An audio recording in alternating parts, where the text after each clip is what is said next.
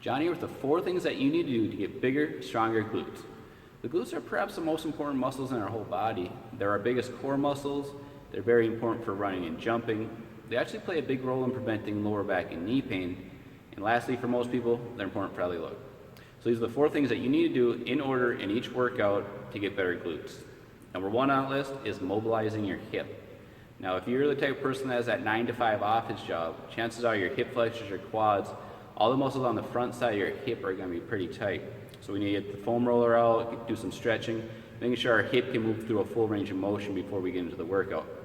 Number 2 is activating the glutes. So we want to carve out 5, maybe 10 minutes in our warm-up time just to isolate the glutes and making sure they're firing good. So as we move into the resistance training or the strength training, they're good and activated. Number 3 on the list is strengthening your glutes. This is where your squats, your deadlifts come into play. We want to stay in probably that 1 to 8 rep range for focus on strength. It's fine to do a higher volume with those exercises, but if we're focused on strength, we want to stay pretty heavy with the exercise. And then last on the list, towards the end of the workout, we want to look at fatiguing the glutes. Because of the big size of the glutes, I feel like it's important to hit them with a lot of volume. So this is where your hip bridges, your kettlebell swings come into play. Probably in that 10, 12, maybe even 14 rep range to really put some fatigue into the muscle group towards the end of the workout. So those are the 4 things you want to focus on to get better glutes. So my favorite stretch for the front of the leg is just a simple chair stretch. I like this one because it hits your quad and your hip flexor at the same time, so you kind of get a 2-for-1 deal out of it. Really easy to do. All you need to do is put your knee on the seat, your foot on the backrest.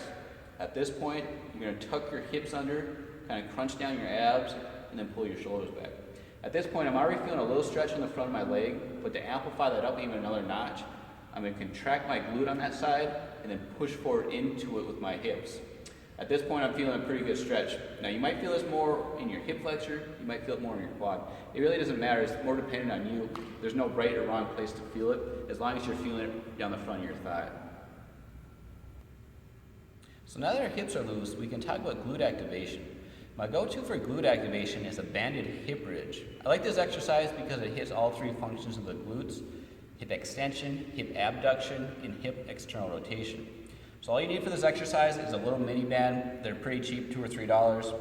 You're going to start with your feet shoulder width apart. Now this whole time throughout this exercise, I'm going to be pushing my knees out against the resistance of the band. All you're going to do now is going to contract your glutes up until your shoulder, your hip, and your knee are all in that same plane. And generally we'll hold that for about a 3 count. And we'll be working 5 to 10 reps with this exercise. So this is what it'll look like.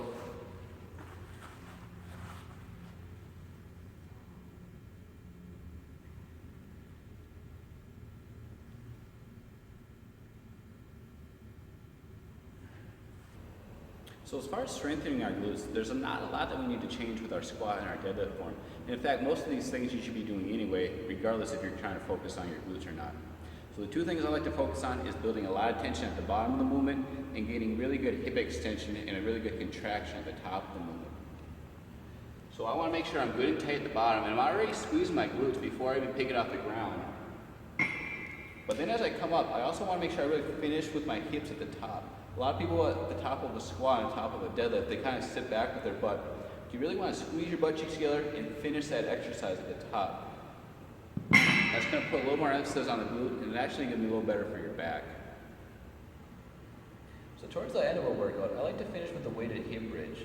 I generally use this more for volume and not so much strength. So I'm oftentimes in that 5 to 12 rep range with it, and I really like to get a good contraction and a good pause at the top of the movement.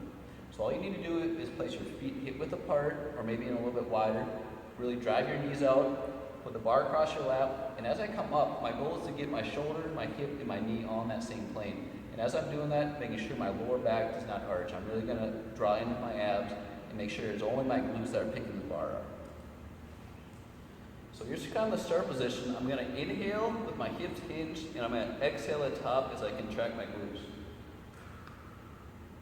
Again, I really want to focus on pulling in my belly button and making sure my back doesn't arch at the top of the movement. So I'm pulling my belly button in as I pitch my butt cheeks up.